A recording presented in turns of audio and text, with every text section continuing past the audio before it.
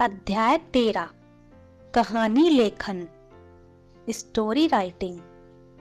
कहानी पढ़ना और सुनना हम सभी को अच्छा लगता है। कहानी लिखना भी एक रोचक कार्य है। कहानी लिखते समय हमें सरल भाषा का उपयोग करना चाहिए। एक शेर और चूहा।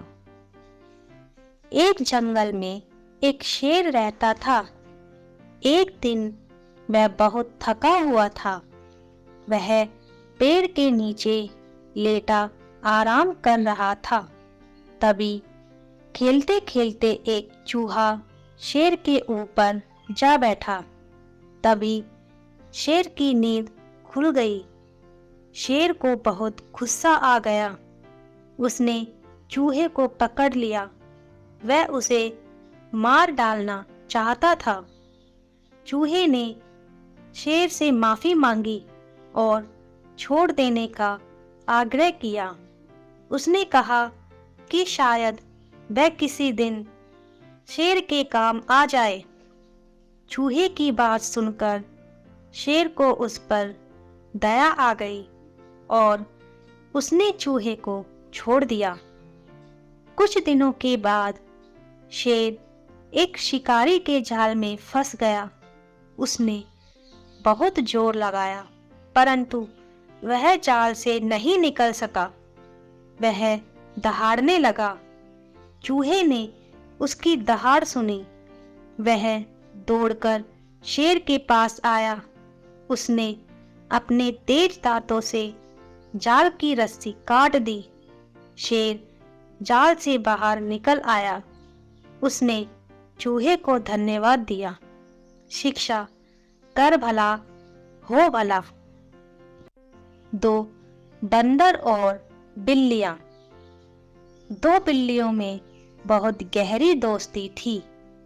एक दिन उन्हें एक रोटी मिली। रोटी को खाने के लिए वे आपस में लड़ने लगी। दोनों रोटी को अकेले खाना चाहती थी। तभी वहां से एक बंदर गुजर रहा था। बंदर ने बिल्लियों के झगड़े को शांत करने की बात कही। उसने रोटी के 2 टुकड़े कर दिए। एक टुकड़े को बड़ा और दूसरे को छोटा कहकर वह उनमें से बड़े टुकड़े को खा गया। उसने बचे हुए टुकड़े के दोबारा 2 टुकड़े किए। उसने फिर से बड़ा टुकड़ा खा लिया। इस तरह वह पूरी रोटी खा गया। दोनों बिल्लियां यह देखकर हैरान हो गई। वे पछताने लगी। वे बंदर की चालाकी समझ गई। उन्होंने आगे से आपस में झगड़ा नहीं करने का फैसला किया। शिक्षा, हमें कभी भी आपस में नहीं झगड़ना चाहिए। 3 घमंडी बारहसिंगा। जंगल में एक बारहसिंगा रहता था। एक दिन वह तालाब में पानी पीने के लिए गया। जैसे ही वह पानी पीने के लिए झुका, उसे अपने सुंदर सींग दिखाई दिए। वह बहुत खुश हुआ। फिर उसने अपने पैरों को देखा। वे बहुत ही पतले और भद्दे थे।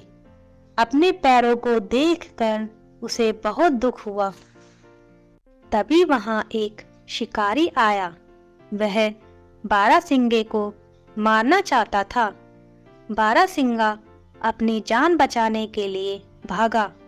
रास्ते में उसके सींग टहनियों में फंस गए। उसने सींगों को छुड़ाने की पूरी कोशिश की, परंतु सफल नहीं हो पाया।